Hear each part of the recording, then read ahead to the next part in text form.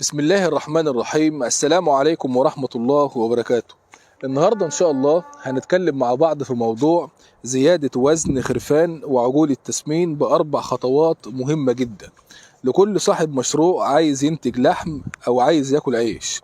أولا، رقم واحد في مجال التسمين بتعتمد على تناسق القطيع وحجمه داخل المزرعة أو داخل العنبر.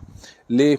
حضرتك وانت بتشتري الغنم او العجول اللي انت هتسمنها المفروض تشتريها كلها عمر ووزن واحد لعدم التكدس والازدحام على المعالف اثناء الوجبة، عشان لو في غنم او عجول كبيرة وصغيرة وانت بتعلف، طبعا الكبير في الحجم والوزن هو اللي هيكسب وهياكل حق الصغير، فبالتالي هتلاقي حاجات معاك بتزيد وحاجات بتخس.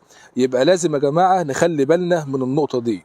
ثانيا، رقم اتنين، خلطة العلف المركز.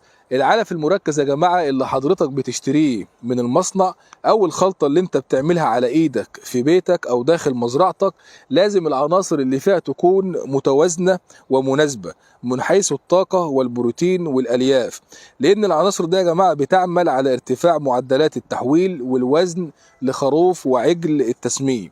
ثالثا، رقم ثلاثة، الرعاية الصحية الجيدة، وتشمل التحصينات الضرورية من تسمم معوي وتسمم دموي، وأيضا إعطاء أدوية الطفيليات الداخلية والخارجية، لأن الطفيليات يا جماعة بتشارك الحيوان في الأكل بتاعه، فلا بد من تحصين الأفوماك السوبر تحت الجلد وشربة الليفة فلوك على الريق بالفم، وتكرر بعد 15 يوم بشكل دوري لزيادة أوزان الغنم والعجول ومعدلات التحويل خلال فترة التسمين.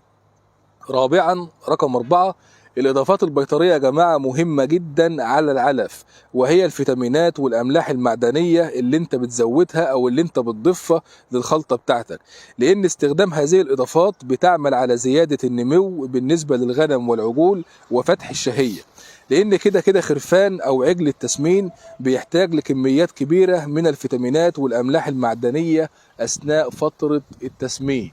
والسلام عليكم ورحمة الله وبركاته.